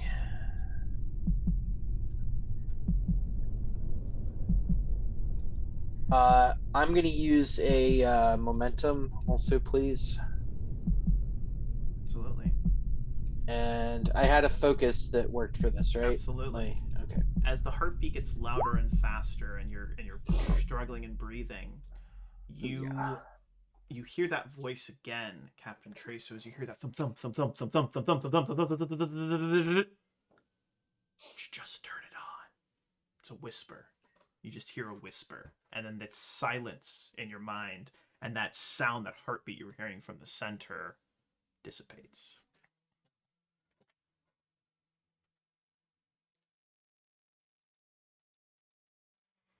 You have access, Lieutenant Commander Krev.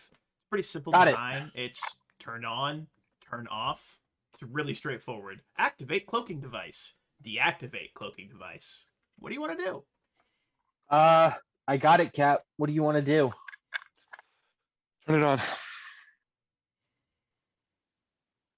As Lieutenant Commander Krev's finger goes down, we pivot back out into the hallway where Commander Ajay, you are standing next to a Ferengi that you do not recognize. Lieutenant Paris, there is a Ferengi on board who's masquerading as a freaking Starfleet officer. I don't know what's going on. I mean, what do you guys do? What do you guys do? Commander, I think something is very wrong here. Who are you? Shooter alert! I'm Ensign Zed. Ensign Zed, you remember me, of course. I don't know an Ensign Zed. Well, trust me just for one moment. Who are you and what are you doing on this ship? I am the operations officer and the chief of security. We're having some sort of an anomaly that is affecting our perceptions, or... We don't have an operations officer. Doc, what do we do with him? Listen to me, please. Just trust me. Something is going on with chronometric particles. It could be affecting space-time. What? From behind Ensign Zed, you hear a voice. Trust the Ferengi? That's, what do you think, I was born yesterday? And standing behind him, holding a phaser, is Danny Bradish with his phaser out. Commander, I got word that there might have been intruders on board. Is this one of them? Yeah. He'll turn around with his hands up. Hey, you keep your hands high, you son of a biscuit. Danny, you must believe me. Something is going on. We know each other. We have met. You told me how you broke your leg in a musical performance and it was healed on stage. It's common knowledge. Anyone could know that. You must trust me. You recognize something he said about the The chronometric particles? Yes, the chronometric particles that are surrounding the ship are separating the ship into sub-molecule ships. I don't know how to explain it. Lieutenant Paris, very important role. Normally, difficulty is going to be a 3. Because I have a bunch of threat that I haven't spent, difficulty on this is going to become a 4. I'm just going to spend a bunch. I'm also going to increase your complication range to 19 to 20. Is there a Control, role and it's I gonna be can make? reason and science? Absolutely. You Oh, can assist. Hold Just on, tell me hold how. on 1 second. Yes. 1 second. Oh, you can't redeem it for yourself. I'll allow it this once. I'll allow it this once. I'm not Yes. doing it for myself. I'll allow it I'm this doing once. it for That's fine. Lieutenant That's, Paris. you're doing it for the team, all right? You save the points for the team. It's all fine. It's all fine. We're gonna let it happen. We're gonna let the momentum spend happen. All right. That's good. I like that. All right, so you said reason and science. Yep, reason and science. All right, so yeah, I'm gonna. Can I do a command check of some kind to help him? Yeah, just tell me what you want to do. Be as creative as you'd like. I encourage it. Science. I'm also gonna use one momentum and 3 threat to make sure I have my 5 dice. And Ajay is going to help him by making a calm work zone by keeping Danny and our Ferengi intruder from bothering him. Ma warned me about you big-eared sons of bitches. Crewman, a moment, He's got 2 please. phasers out now. Yes. So, astrophysics still applies Absolutely. as a focus. Absolutely. All right. So I've got 1 reroll. And you get another reroll from me because I'm assisting you with command. Love it. Amazing. Presence command. That is a complication. But it gets rerolled. You can re-roll it. Oh Yep. boy. And the other Sorry, I do not help you other than that. that's fine. So I'll reroll 2 dice. I believe. Yep, I give you a reroll, and I think you said you had a reroll. Yeah, from my bold. I Yeah. believe. Nice. All right, there it is. I love it. So good. Coming through in the clutch. Not only do you succeed, but you also get a momentum back, which is absolutely fantastic. So you're back up to 2 momentum, which is by my count, which I love. And what you're reading is you're actually figuring out that there are 2 distinct particle fields aboard the vessel. And you realize that you picked up the second one when the doors of the cloaking room, the cloaking devices room, opened up aboard the vessel. You're picking up both the chronometric particles outside the ship that appear to be attracted to the vessel.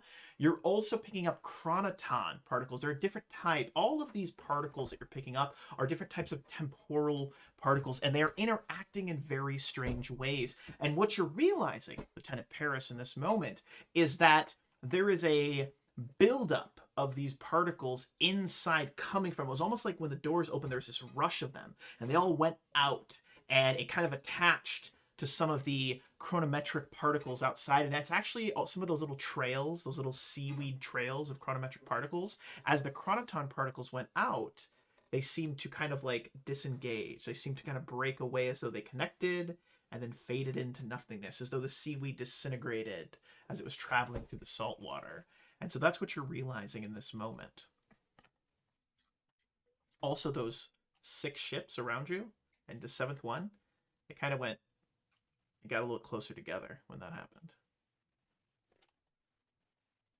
Commander, whatever that cloaking device is, it's both the cause and solution to our problems right now. Also, you remember how there were 98 crew members on board? There was 134, actually, if you remember correctly, Commander Ajay. So, could have been Is this Ferengi one of them, or is he still in? Absolutely not. He is a strange intruder and probably the source of your problems. Cool. Crazy ensign. Pretending, masquerading as a Starfleet. I digress. I'm sorry. Cool. Ajay to the captain. No response. The captain is in the core. Lieutenant, try and get in there and give the captain this information. As you turn, Yes, ma'am. Lieutenant Paris, Yes, Doc. you watch as the hallways of the vessel start to... What was that movie with the bombs? Inception, they start to Inception. They're like, "Wham!" You don't actually hear it. That's probably copyright infringement, but "Wham!" And your whole sense of like reality starts to twist. Everyone is feeling this.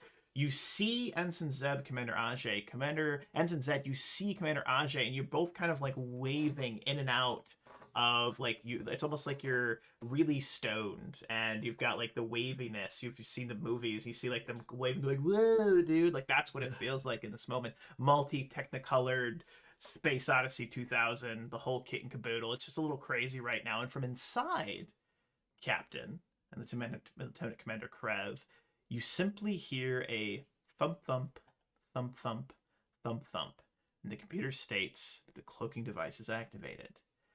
Outside, once again, your reality returns to normal. There is an Ensign Zeb. There's 200 souls aboard the vessel. In fact, the conversations over the last 5 minutes, they seem insane. Why? What happened? You don't even really remember. Zed, you remember everything. You're just sitting there like, Zed was talking nonsense for a while, and you were worried about him. Maybe he got a bump on the head. I'm not sure. But you get a call on your comm badge. Commander Ajay, do you know where the captain is? We need everyone on the bridge immediately. It's the young lieutenant, the helms officer. Lieutenant, what is it? I just think you need to come up and see this, ma'am. I'm on my way. Lieutenant, keep trying to reach the captain. Captain, back inside. That was to yeah, that was to Paris, yeah. Paris, okay. And Ajay's gonna head for the bridge. Excellent. Zed, what are you doing? Do my best. Should I come as well, Commander Ajay? Yes, let's go. And as we're walking, Zed will say, I have a theory. We Ferengi have 4-lobed brains. Perhaps whatever anomaly is happening, it is not affecting my brain in the same way as the remainder of the crew. Perhaps that is why I can remember the full crew complement and no one else could. Just something to keep in mind. Definitely worth a thought. Paris, you head back to the black door. It's sealed. It's locked. It's solid. I'm banging on the door. All of the chronometric, chronoton particles, all of those particles, gone. It's as though they never happened. The 6 ships swirling, the kind of different versions of the Ragnar you're picking up, all of them have coalesced back to the center. The ship is not moving, but you are picking up heavy gravitational forces from outside and in front of the ship in this moment. You are picking those up. But back inside, I'd like to hear what Lieutenant Commander Krev and Captain Treso are doing after the device is activated. It's like a warp core hum, but it's a little bit darker. It's a whoom. Instead of a whoom, it's a whoom kind of noise. What in the hell is this thing? I think it talked to me.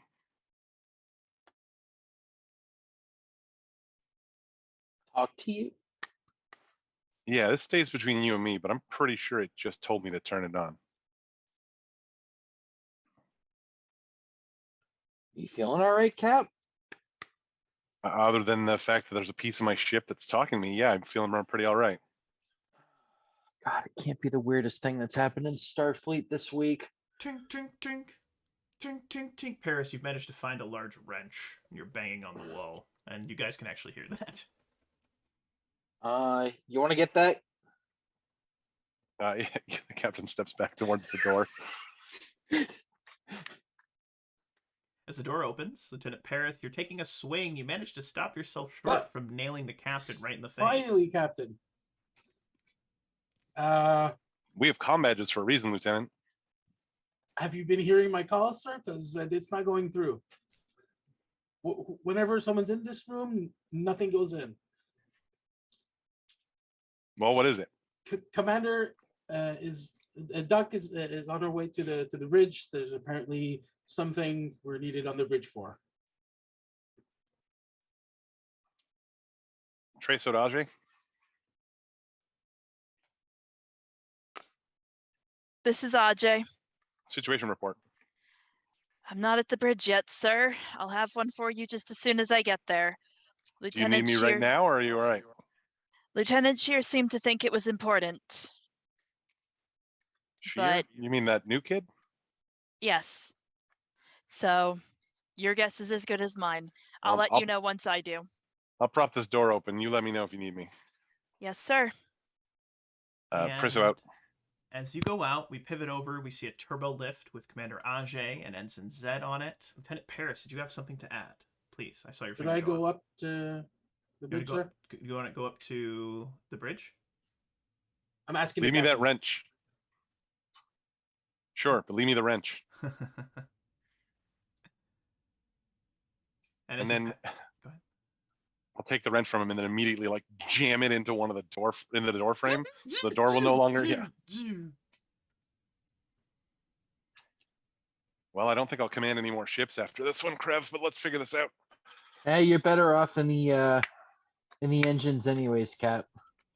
And I think it would be interesting if maybe because Ensign Zed was talking Commander Ajay's ear off, that seems to be his MO. It took you a little bit longer to approach Paris. You actually managed to catch up with them.